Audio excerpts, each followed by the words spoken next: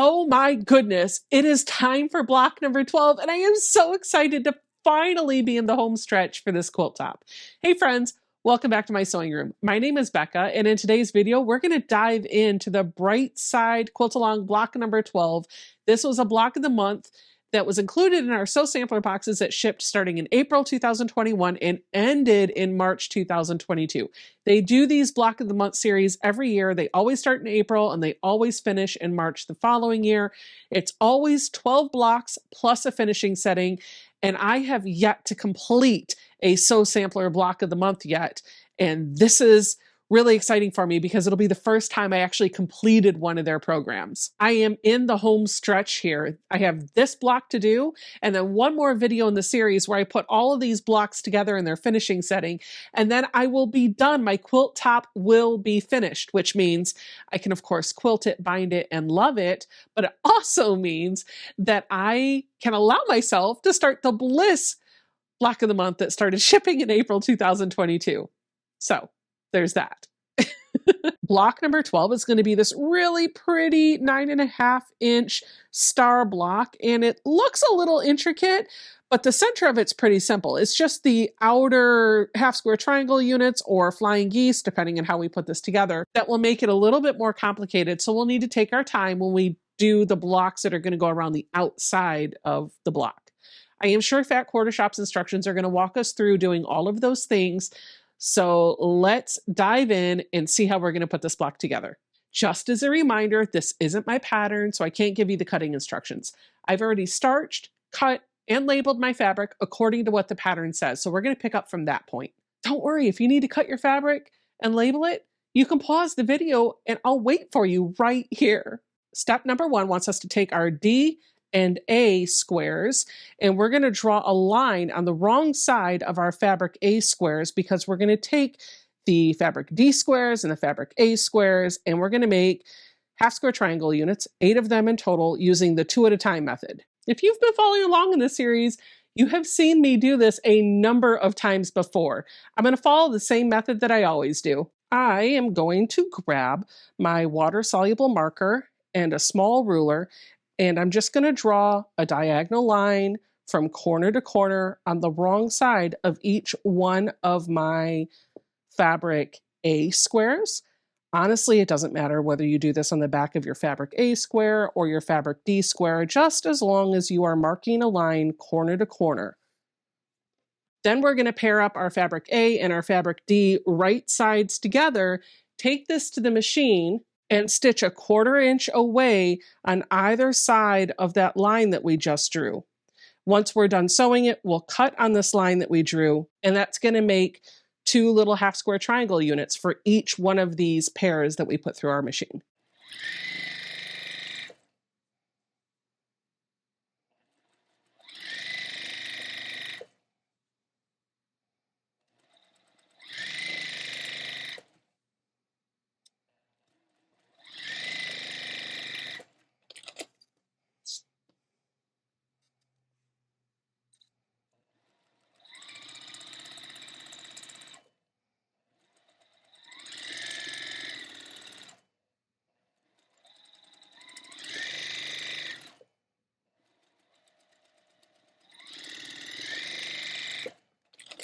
I have chain pieced all of mine together, so I have either some really fun garland or some pieces that when I clip apart, I'll get my half square triangle units. I've got my blade saver tool.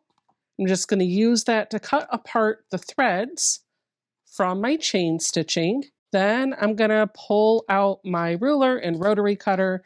You could use scissors if you wanted to. You don't have to be super precise on this. You just want to make sure that when you're cutting this apart on that line, you are somewhere near it. I would say you want to leave at least 1/8 of an inch away from each of those stitching lines that you just sewed. But if you sewed 1/4 of an inch away from the line on either side, then you should have 1/4 of an inch for your seam allowance. I was playing around the other day and I found a new way to trim up some half square triangle units that kind of uses the same principle that the Clearly Perfect slotted trimmer, whatever it's called, I get it mixed up every time. It builds on those same principles, but it uses the standard square rulers that you have on hand. Let me show you what I figured out. I'm going to grab a square ruler that is at least as big as the size my half square triangle units need to be squared up to. I'm going to find that diagonal line that goes corner to corner. And I'm going to place that right on top of the stitching that I took to make this half square triangle unit. Then I'm going to also make sure that this fabric right here is either at or beyond the size that I need this half square triangle unit to measure to. So for example, I'm going to square this one up to 2 inches. So I've got fabric extending beyond that 2-inch mark. Making sure that my 45-degree line is right on that stitching, I'm going to come in. I can clean up that dog ear if I want to. Don't have to, but I can. And then I'm going to clean up along the top. Then I will turn this around. I will take that 2-inch line right where I did the dog ear clip and the raw edge that I just cleaned up and put that on the 2-inch line. So both of these are hitting that 2-inch line. And now all I have to do is clean up the right. And then if I want to clean the dog ear, I can.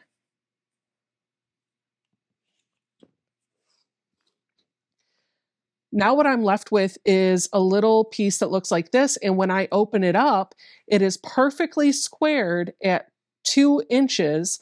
And I have no dog ears to deal with. When I figured that out, my mind was blown because I didn't have to worry about that wonkiness where I was laying a square ruler with the 45-degree line on top of some of this bulk where the seam was. This just made my heart happy. I felt like I was really just taking 2 cuts.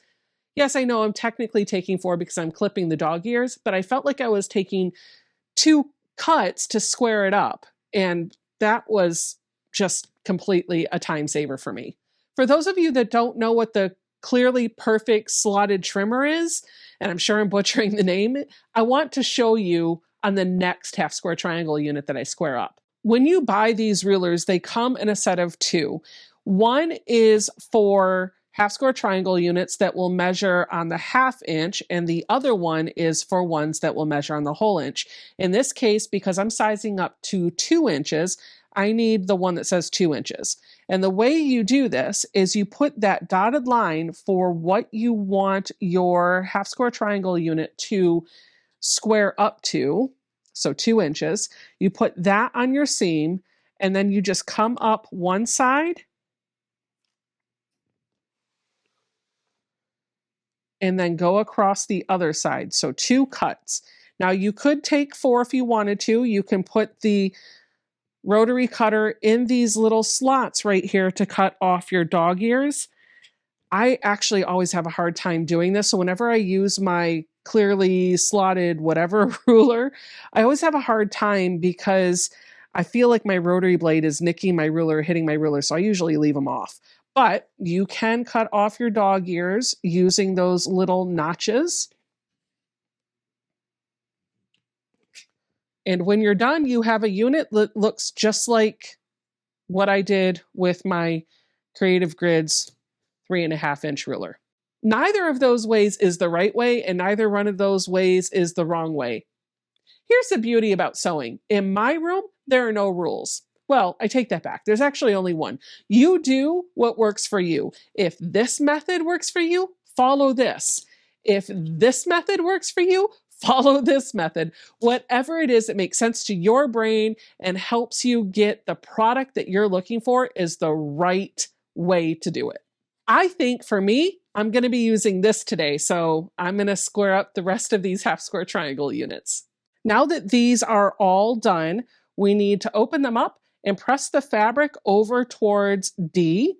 So I'm just going to finger press first. I'm going to open up each of these pairs and just give them a little finger press. This is going to help them lay open, and then I'll be able to come in with my iron and really set that seam nice and flat with some heat. Here's another time-saving tip for you. If you know you're going to press, I bet you didn't know that you don't have to press just one block at a time. Since I actually finger pressed all of these, the fabric kind of already knows where that seam is, so I can just kind of glide my iron over that whole pile of half square triangle units and everything's going to be lovely. I am just full of helpful hints today. Let's move on to step number 2. But before we do, I just need to let you know that the fabric layout is really important here. So I'm going to build the block facing me, and then I'll spin it around so that you can see what it looks like from your angle. We're going to make 4 of these units, and for each unit, we're going to need 2 of those half square triangle units we made, 1 of our fabric C's, and 1 of our fabric H. We're going to lay out the half square triangle units so that that pretty blue, which I think was fabric D, is pointing towards itself. Then we're going to take our fabric C, put that in the upper left-hand position, and our fabric H in the lower right-hand position.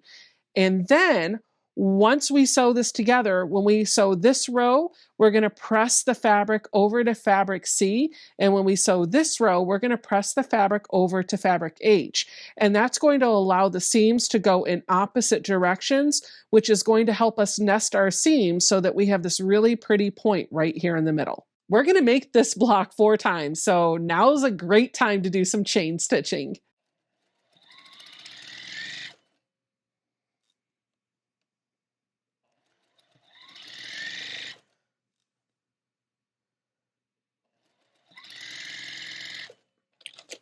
Okay, now that we have sewn all of these pairs together, let's open them up with my little fingers and finger press them over.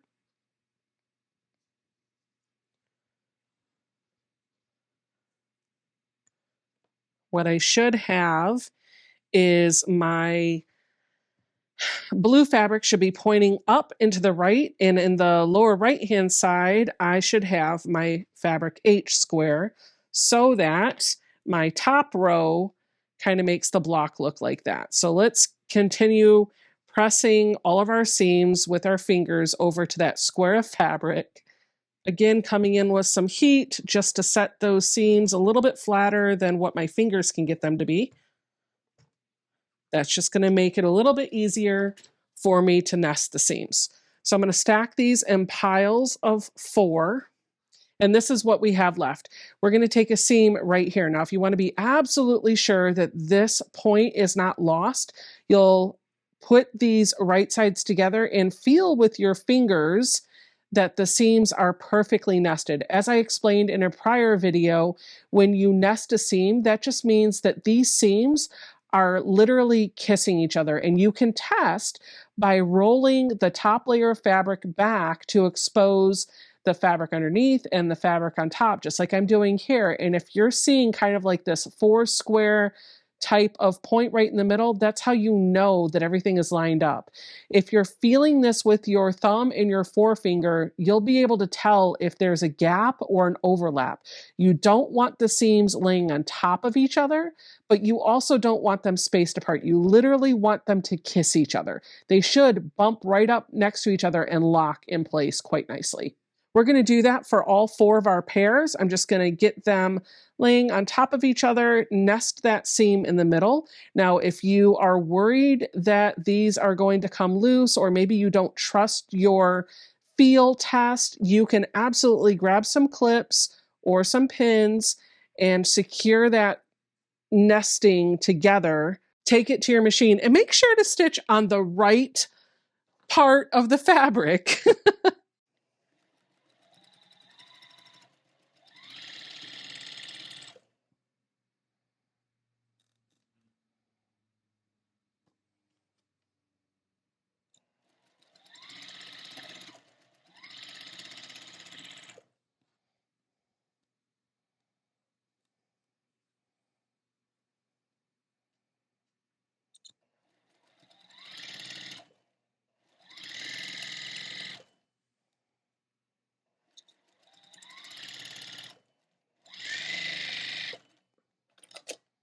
Using our blade saver tool again to clip these apart. And it says that we're going to press the seam up towards the top row. So I'm just going to roll that open with my fingers. That's what our unit looks like. Now that I have everything pressed with my finger, I'm going to really convince it to lay nice and flat with a hot iron. Before we move on, I want to show you something that I discovered while I was squaring up my block. This is a problem that I encounter sometimes, and I am sure you have run across it too. My block does not fully square to what the pattern says it should square at.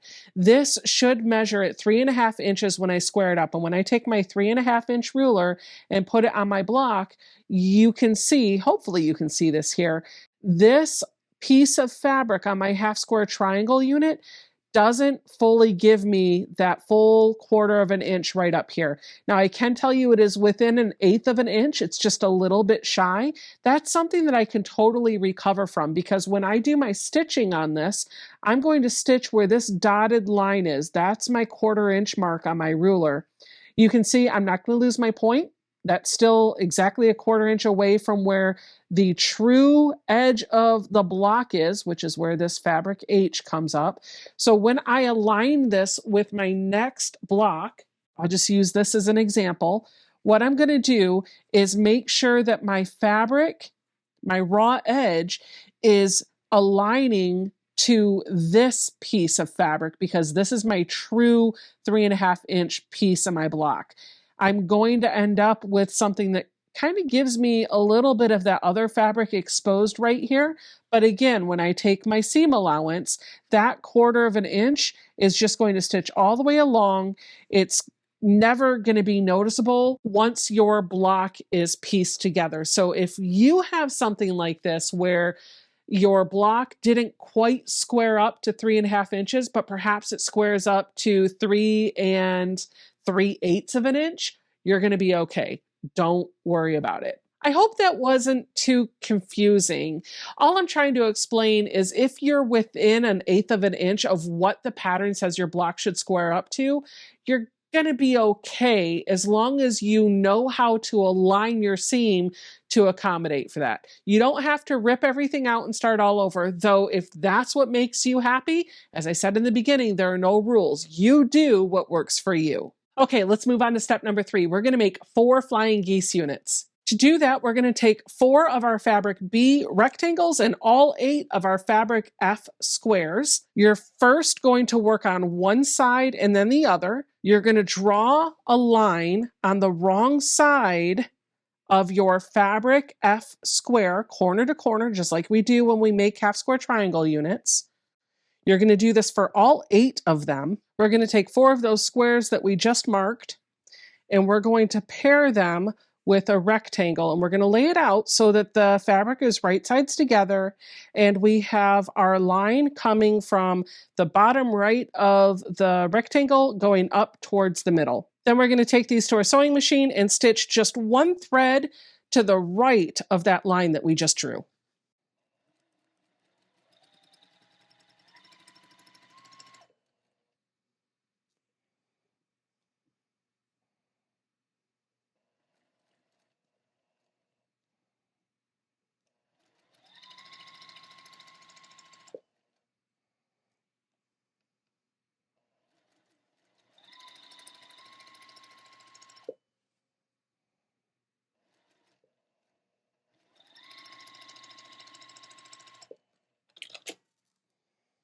When I'm making these units, I always like to go back and stitch about a 1/2 inch away from that line that I just stitched, because when I do my trimming, I'm actually producing an orphaned half square triangle unit that is already sewn together and ready for squaring up and some tiny piecing. We're going to take all these pairs to our cutting mat, and we're going to cut a 1/4 inch away from that line that we just sewed on all of them. Then we're going to flip over our mat, and we're going to press the fabric up towards that wing that we just sewed on. We're going to first do this with our fingers, And then with our hot iron, it is important to press this with our iron before we do the next step because we want these to be super flat before we attach the other wing. Then we're going to repeat exactly what we just did with the other side. We just need to make sure that when we put the next square on, we're looking at the line. It should start in the lower left-hand corner and come up to meet the wing from the other side that we just attached.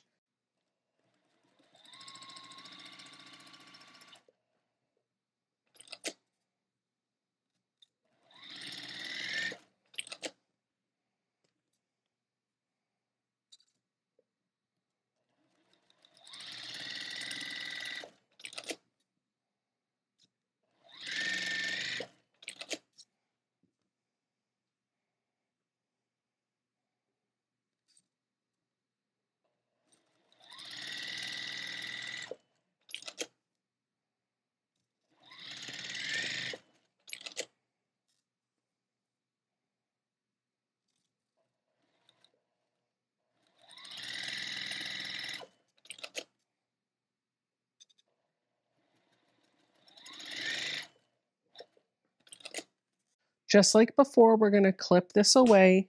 And because I took that extra seam, I have 8 of these super cute, super tiny half square triangle units that only measure at about 1 1/8 of an inch. So if I square this up to 1 inch, it'll be a 1/2 inch finished half square triangle unit. How precious is that? Let's get back to those flying geese units. We're going to flip these over and we're going to press the fabric up towards that blue just like we did before. And then we'll set it with some heat. Whew! We are about halfway done, and from down here it is all downhill. All of the finicky parts have been sewn together. Now we're just going to start building the block using some easier pieces. Step number 4 is going to have us use these 4 flying geese units that we just made. We're going to position them so that the background fabric is pointing towards us, and we're going to grab our fabric E rectangle and we're going to sew right along here. Now, when I take my seam, I'm going to take this to the machine and I'm going to stitch with my flying geese unit on top because there is an X where these 2 threads intersect. And as long as I stay just a thread or 2 to the right of that X as I'm putting this through my machine, then I'm not going to lose my point on my flying geese unit when these are sewn together. These are going to end up being your star legs when you're putting the block together. So really taking the time to preserve that point is going to make your star shine nice and bright.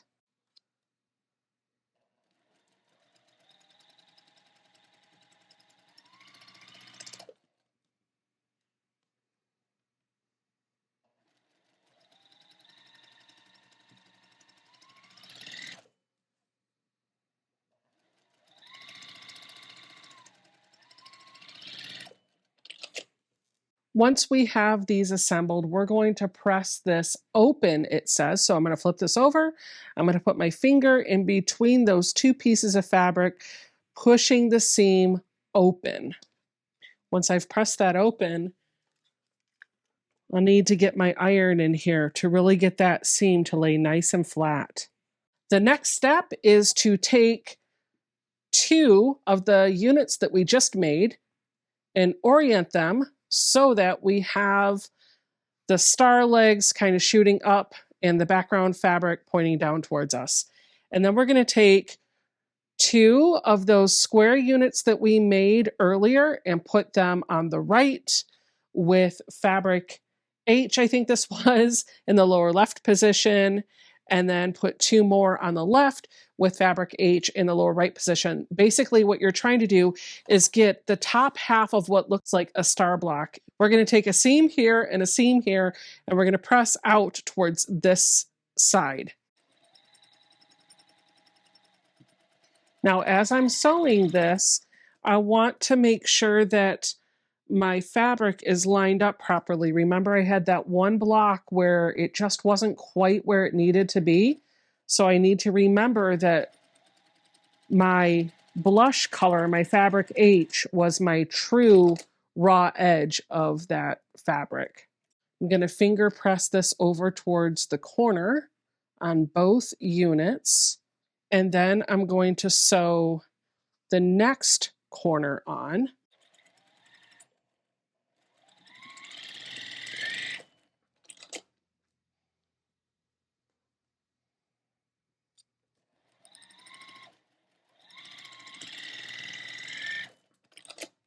And I'm going to press that over with my hand too. I'm just going to really flatten it down with my fingers and my palm.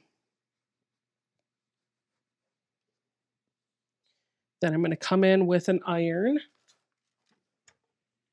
And I've got some bulk kind of happening over here. So if I wanted to put a clapper on this right now, I could, but I'm going to wait and give a nice starch and press and then let my block cool under the clapper once the entire thing is all put together.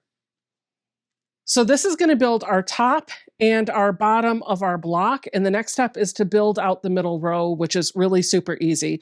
We're going to take those flying geese type units and put them on either side here.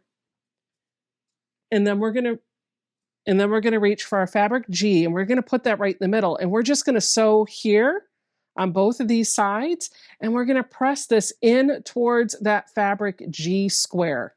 Super easy, no points to worry about.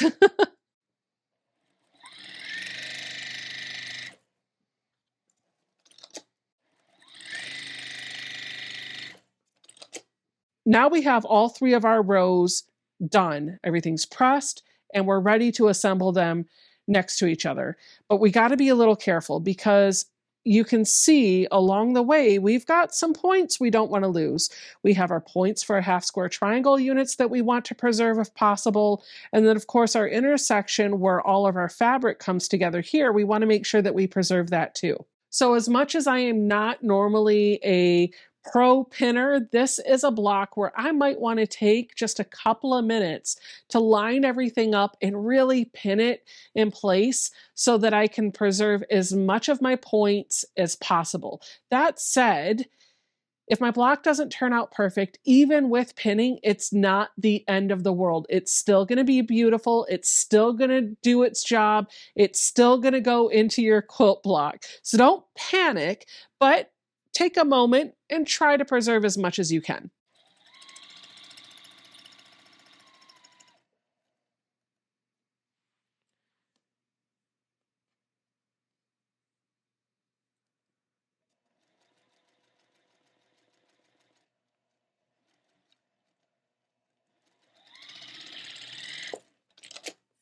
Okay, let's see how we did. It says we're going to press this up towards the top, but my fabric actually doesn't want to go that way. I'm going to trust the pattern and press in the direction it's telling me to press. Now I'm going to repeat that same thing that I just did with the other side. I'm going to put this on top, and then I'm going to line up all of my seams, all of my raw edges. I'm going to nest everything with my finger, and I'm going to pin it in place.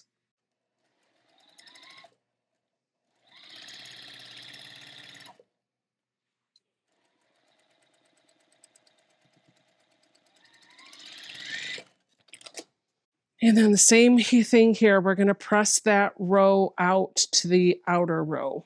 There is definitely a lot of bulk going on. So I want to make sure to give this a really good best press and use my clapper. Oh my goodness, somebody bust out a bottle of champagne and pop the cork because block number 12 is all done. That means all 12 of my blocks for the Bright Side Quilt Along are pieced and ready to go. This block should measure at 9.5 inches when it's all squared up. And if I'm being honest, I'm afraid it's probably going to measure closer to 9.25, at least on some pieces or sides, but it's not going to matter. It's all going to work out. It's still going to go into my quilt top and it's going to be absolutely lovely. And you know what? If this block was too difficult for you, here's the beauty of it. Go make another one of the other blocks that was easier for you, and you can just set this one aside. If you got the kit that Fat Quarter Shop gave to us, you probably have lots of extra fabric to be able to do that. Or take another attempt at making this one. If you're enjoying the series, the best way you can say thank you is to give me a thumbs up, leave me a comment down below, and don't forget to subscribe to the channel. None of those actions cost you a single penny, but they are a great way to tell YouTube that you like what you saw, so that my channel gets recommended to other people who like watching quilting videos, and it encourages me to make more videos just like the one that you saw here. I'll see you guys all next week when we put together the final quilt top. Bye!